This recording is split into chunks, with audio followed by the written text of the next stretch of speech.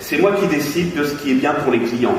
Et puis le marketing est arrivé à dire mais non, il faut mettre le client au centre.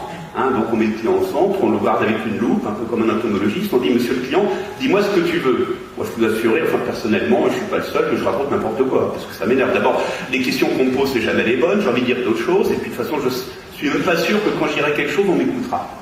Si on regarde maintenant le processus de fabrication d'Internet, c'est intéressant, Internet, vous imaginez faire une étude de marché en 2000 ? On n'aurait rien prédit, ni Flickr, ni Facebook, ni Second Life, ni tout ce qu'on voit aujourd'hui. Internet s'est construit dans un mode externe de co-design, usage, technologie. Des gens qui apportent des embryons de technologie et qui regardent comment les internautes s'en approprient en termes d'usage. Seulement, on ne peut pas faire ça avec tout le monde. On ne peut pas faire le marketing one-to-one, c'est comme le marketing de masse, ça ne marche pas.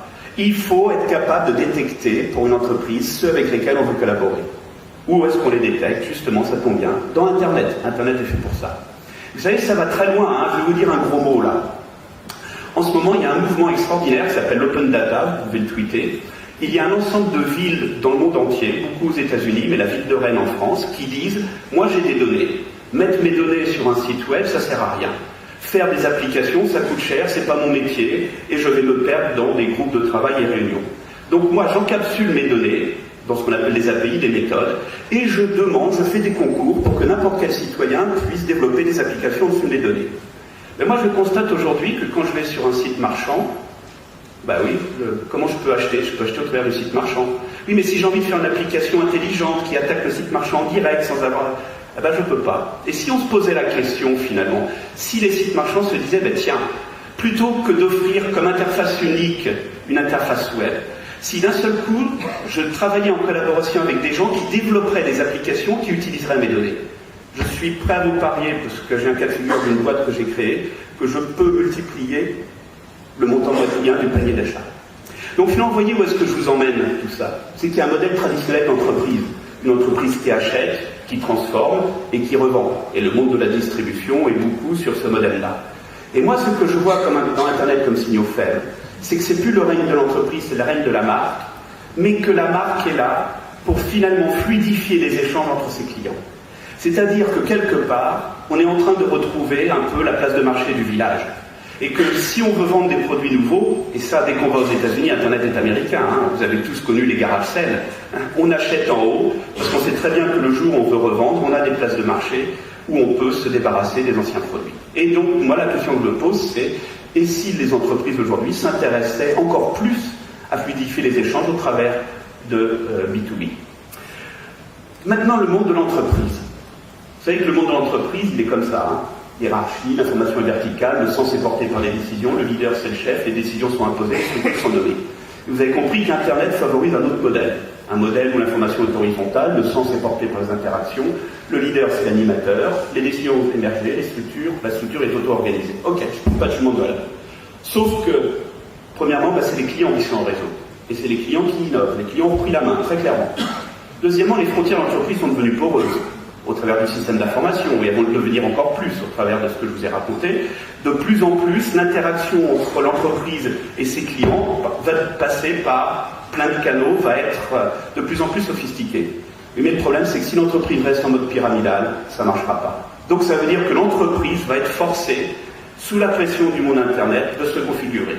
Alors je sais très bien, par exemple, que dans le monde de la distribution, il y a un peu une culture qui est qu'on aime bien comparer les magasins. Ah, t'as vu, Lyon a fait mieux que Rouen, etc. Et puis arrive le web. Puis comme vous le savez, au début, le web, c'était un N+1 magasin. Puis comme vous le savez, arrive une mode qui se révèle être extraordinaire, c'est que tout achat effectué au travers du site web est affecté à une boutique physique. Alors ça, c'est extraordinaire. Du jour au lendemain, le web n'est plus l'ennemi, les vendeurs changent d'attitude. Les vendeurs ont le sourire. Monsieur, allez voir sur Internet, vous allez voir, c'est fabuleux. C'est pas du tout comme je l'ai vécu récemment. Ah oui, mais attendez, j'ai appelé quelqu'un au téléphone. Ah oui, mais vous avez fait votre achat sur le site web, moi je peux rien pour vous. Bon, vous savez que c'est pas terrible du côté client, parce que le client, lui, il voit une marque. Donc finalement, qu'est-ce qui se passe? Eh bien, si vous voulez vous préparer véritablement à affronter ou à collaborer avec vos clients, ça veut dire qu'il faut aussi en interne vous mettre en mode réseau, et il faut aussi en interne vous mettre en mode collaboratif. Et peut-être, arrêter ce dogme de je mets mes magasins en mode compétitif et les mettre en mode collaboratif. Donc finalement, Internet, c'est le renforcement des liens réels et virtuels. C'est pas du tout l'affrontement entre les deux, et ça, l'étude de médiamétrie l'a très bien montré. Deuxièmement, c'est le terreau des communautés. Et des communautés multiples, pas uniquement celles de Facebook, des communautés qui sont dans plusieurs endroits. C'est le lieu de la marque qui va redécouvrir la place de marché et qui va faire circuler de l'argent entre ses clients. Internet, le grand enjeu qui vient, c'est le local. Vous savez, c'est fascinant. Grâce à Internet, je sais ce qui se passe à l'ambassade américaine de Téhéran, mais il est 8h moins 5 un dimanche soir, j'ai pas de pain, j'ai 3 boulangeries qui ferment à 8h, je ne peux pas les visiter toutes les 3, je ne sais même pas laquelle des 3 a encore du pain. Bon, ça va être ça le grand enjeu de l'Internet, le local. Internet, c'est l'innovation d'usage, mais l'innovation d'usage qui va se faire en co-design entre vous et vos clients. C'est la transformation de l'entreprise en mode collaboratif. Et surtout, dans cette période de crise, tout le monde nous rabâche, mais je dis, mais c'est extraordinaire.